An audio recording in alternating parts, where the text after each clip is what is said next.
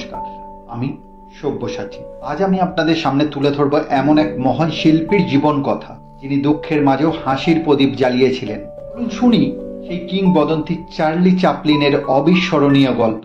1889 সালে 16 এপ্রিল লন্ডনের এক হতদরিদ্র পরিবারে জন্মগ্রহণ করেছিলেন চার্লস স্পেন্সার চ্যাপলিন। বাবা ছিলেন যাযাবর সঙ্গীত শিল্পী আর মা ছিলেন স্টেজ অভিনেত্রী। কিন্তু শৈশব কেটেছে তীব্র দরিদ্র আর অনিশ্চয়তার মধ্যে। মাত্র 5 বছর বয়সে একদিন মায়ের কণ্ঠস্বর মঞ্চে ভেঙে যায়। ছোট চার্লি সাহস করে স্টেজে উঠে মায়ের জায়গায় গান গাইতে শুরু করেন। আর সেই প্রথম দর্শকরা মুগ্ধ হয়ে হাতে তালি দেয় এক ছোট্ট ছেলেকে। চার্লির কৈশোর কেটেছে অনাথ আশ্রমে, রাস্তায়, কখনো কাগজ বিক্রি করেছেন, কখনো নাচিয়েছেন, কখনো হাসিয়েছেন মানুষকে। কিন্তু তার মনে ছিল একটাই বিশ্বাস, দিন পাল্টাবে, আমি হাসির রাজা হব। 1897 সালে তিনি যুক্ত হন দ্য 8 ল্যাঙ্কাশায়ার ল্যাডস নামক এক নাচের দলে। তারপর মঞ্চ নাটক, কমেডি অভিনয় এবং অবশেষে আমেরিকার দিকে যাত্রা। সেখানে 1917 সালের kid auto races at Venice ছবির মাধ্যমে জন্ম নেয় ইতিহাসের সবচেয়ে জনপ্রিয় চরিত্র দ্য ট্রাম্প, সেই বিখ্যাত টুপি, কোট আর বাঁকা ছড়ির মানুষটা। তারপর তাকে আর পিছনে ফিরে তাকাতে হয়নি।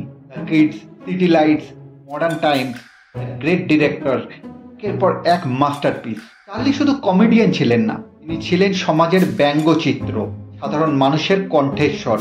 দরিদ্র, যুদ্ধ, নিষ্ঠুরতা সবকিছুকে হাসির মোড়কে তুলে ধরতেন। চার্লির জীবনেও কম ছিল না দুঃখের অধ্যায়, রাজনৈতিক বিতর্ক, নির্বাসন, ব্যক্তিগত ট্র্যাজেডি।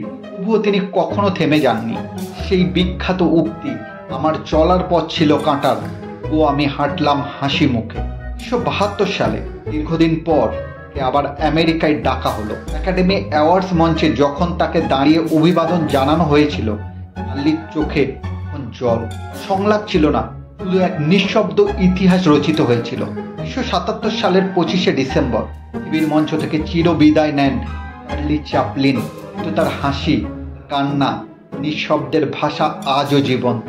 তিনি আমাদের শিখিয়ে গিয়েছেন, জীবন যখন কাঁদায় তখনই হাসতে জানতে হবে। আমি সব্যসাচী, আবার আসবো আরও এক অনুপ্রেরণার গল্প নিয়ে। ততদিন নিজেদের হাসির আলোয় উদ্ভাসিত রাখুন।